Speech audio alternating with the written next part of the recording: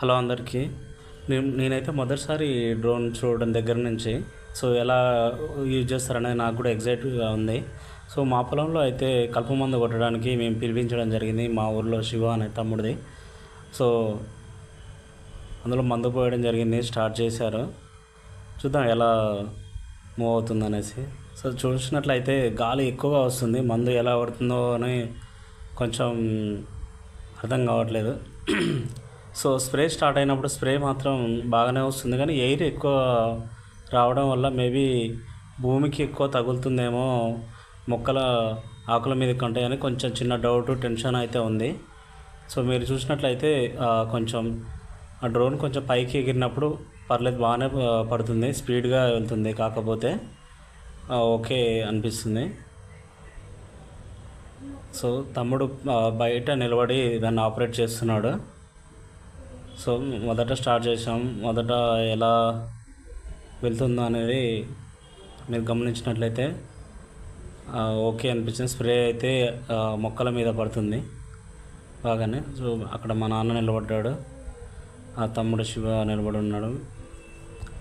అతను కూడా కొత్త, కొంచెం ఆపరేషన్ అంతా పర్ఫెక్ట్ కాలేదనుకోండి, ఇంకా బహుశా కొత్తగా తీసుకొచ్చినాడు. అది మా డాడీ అక్కడ నిలబడి గెట్లు చూపిస్తున్నాడు ఇక్కడ వరకు అనేసి. అది అప్పుడే ఒక మడి కంప్లీట్ చేసి నెక్స్ట్ మడికి వెళ్ళిపోయింది. చాలా ఫాస్ట్గా మూవ్ అవుతుంది. స్ప్రే కూడా పర్లేదు, బాగానే పడుతుంది. కొంచెం గాలి ఎక్కువ వస్తే కొంచెం దూరంగా పడుతుంది, గాలిలో కలిసే అవకాశం అయితే ఉన్నట్టు అనిపిస్తుంది నాకు. అది విషయం.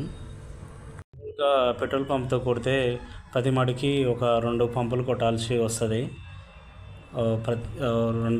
రెండు సార్లు వాటర్ పోయడం, నిలవడం, మనిషి అటు ఇటు నడవడం చాలా టైం తీసుకుంటుంది.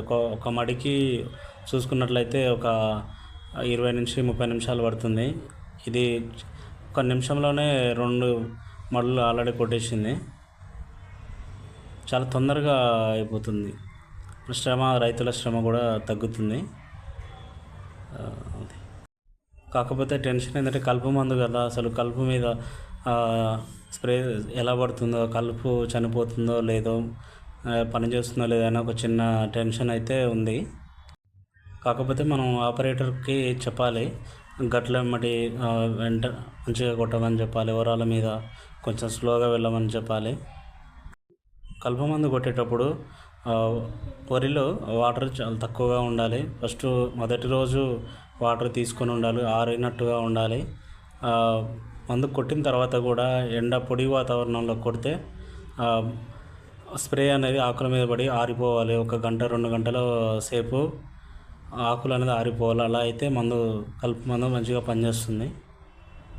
మేమైతే నోలాక్ట్ కలుపు మందు తీసుకోవడం జరిగింది. మీరేమి కలుపు మందులు వాడతారో చెప్పండి, కామెంట్లో తెలియజేయండి. అలాగే మీ సలహా సూచనలు ఏవైనా ఉంటే కామెంట్లో తెలియజేయగలరు మనవి.